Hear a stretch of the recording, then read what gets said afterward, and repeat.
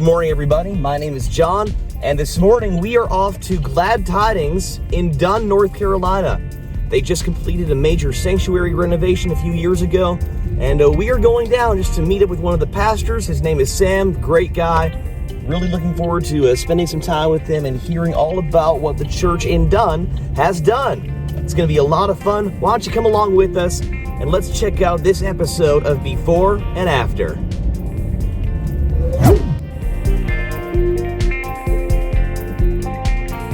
On the surface, Glad Tidings seems like your average small-town Assemblies of God scenario.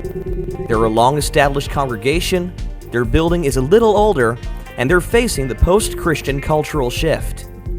But what makes this church non-average is that even though they're facing a lot of typical challenges, small town, changing culture, and now COVID, Glad Tidings has actually experienced growth, with new families and new teens getting connected.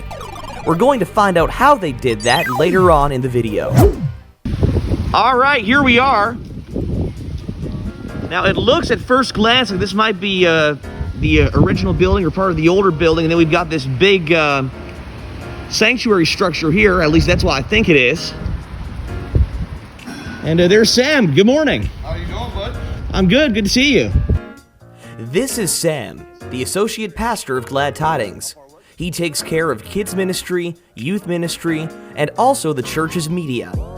Sam has been in ministry for close to 30 years, and he had some really creative insights to share about becoming a vitalized church in a small town. We'll hear more from him later, but for right now, let's go inside the doors at Glad Tidings. So walking into the foyer area, every main door has one of these welcome banners from Outreach.com. These are the first visuals that people see when they walk into the room, and it reinforces the message that guests and regulars alike are welcome to make themselves at home. Now, a big part of why these banners stand out is because this foyer is very modest. It's got neutral flooring, bare brick, white and gray paint scheme, and really outside of the COVID signage, the Christmas decor, and construction material, because there were bathroom renos going on when we filmed this, there's really not a lot of clutter. No posters, no cutouts, no over-the-top displays. In fact, the only main display elements here are a couple of greeting tables, 2 or 3 display cases, a mirror, a TV, and then you've got a seasonal art space on the outside of the stairway wall. These art pieces are changed out every season, and it's a clean, tasteful design that really matches well with the modest, down-to-earth vibe of the foyer. Moving along into the classroom wing, this part hasn't been touched up nearly as much as the foyer, but the one part of this wing that really stands out is the artwork by the preschool classroom. You've got a nice blue wall and a word cloud with bright colors, and not only is this a clever alternative to the more traditional style kids' church decor, but this also teaches kids some really important words and concepts that mom and dad can touch on when they're dropping kids off or picking them up. We now come to the centerpiece of Glad Tidings Reno, and that is the sanctuary.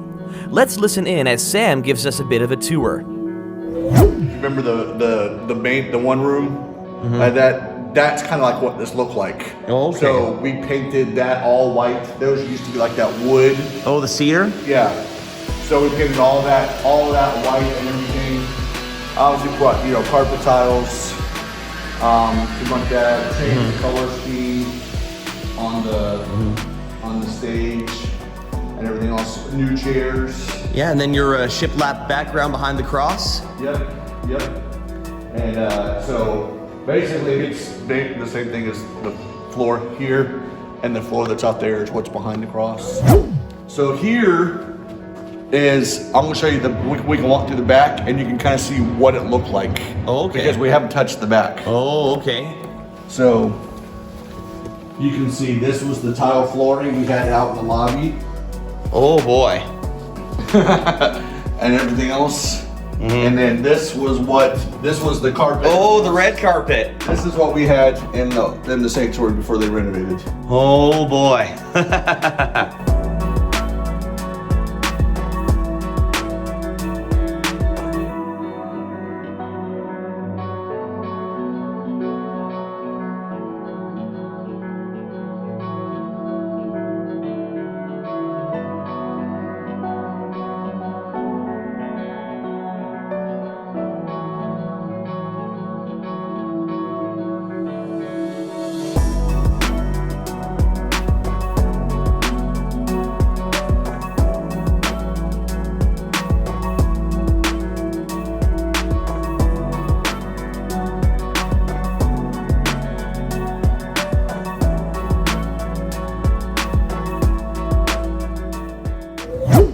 The sanctuary is by far my favorite part of this reno.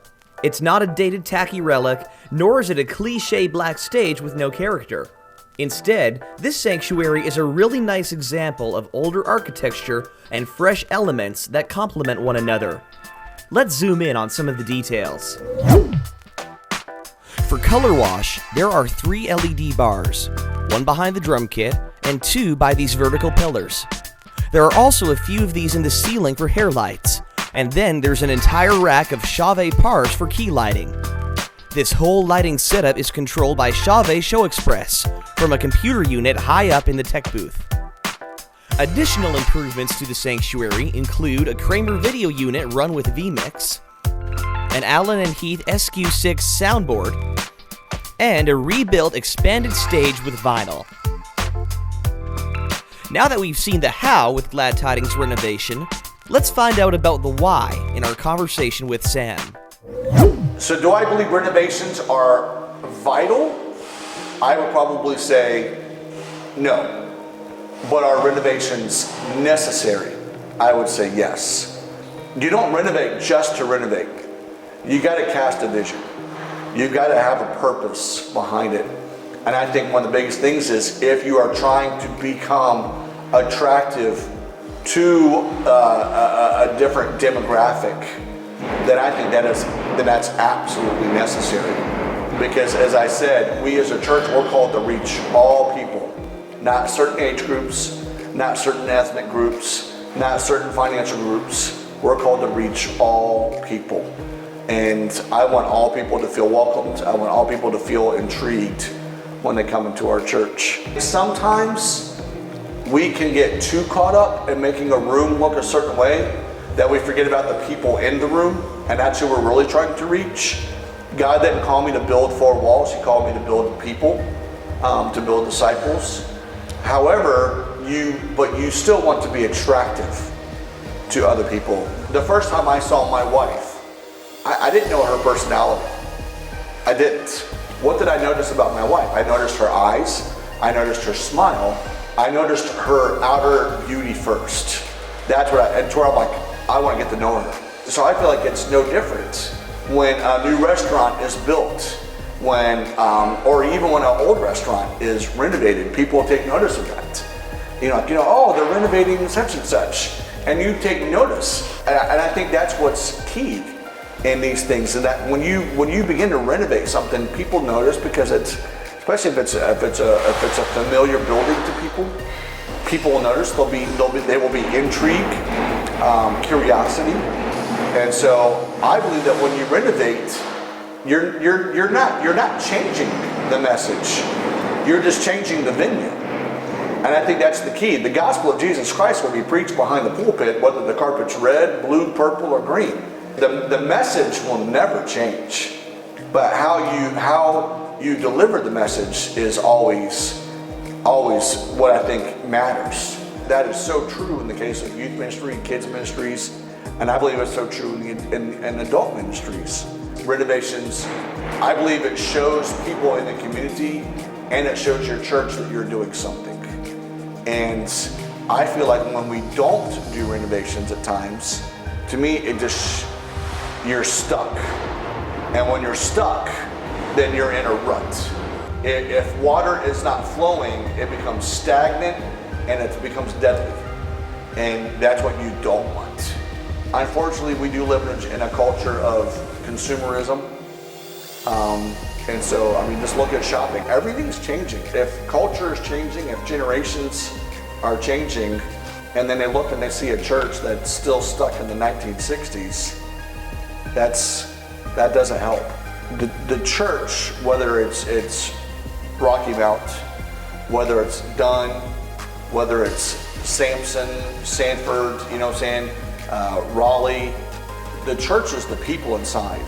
If you put different color paint on the walls, if you rip up the carpet and put new carpet down, or put tile down, or hardwood flooring down, if you change the walls, build a wall here, tear down a wall there, you're not destroying the church. You're helping the church to do something, to grow. the key is to look at people and say, I want to say it's the right way, and to where I'm not coming across as offensive or demeaning in any way, shape, or form.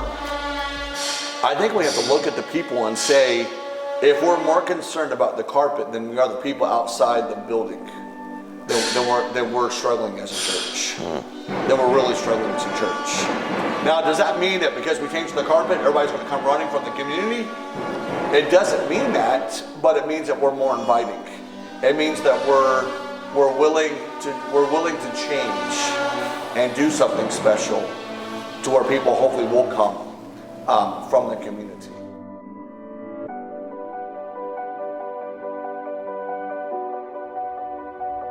All right, well, we are just wrapping up here in Dunn, North Carolina. It has been so amazing to be here at this church and to see what God has been doing here in the small town of Dunn. And I just think it is so amazing how this church, they've been here for 75 years. They've got a rich history and a rich heritage. But rather than rest on the laurels of that heritage, they are doing everything they can to honor God, to honor people, to share the gospel. And it is so encouraging and so inspiring to see how this church is doing everything they can to impact their community with the gospel. I want to give a big shout out to Glad Tidings for letting us come in and film. We especially want to give a big shout out and a big thank you to Pastor Sam for sharing his time and his wisdom and his heart with us. He's an absolutely great man, and I am really looking forward for the day when I can hang out with him again and hear more of his wisdom.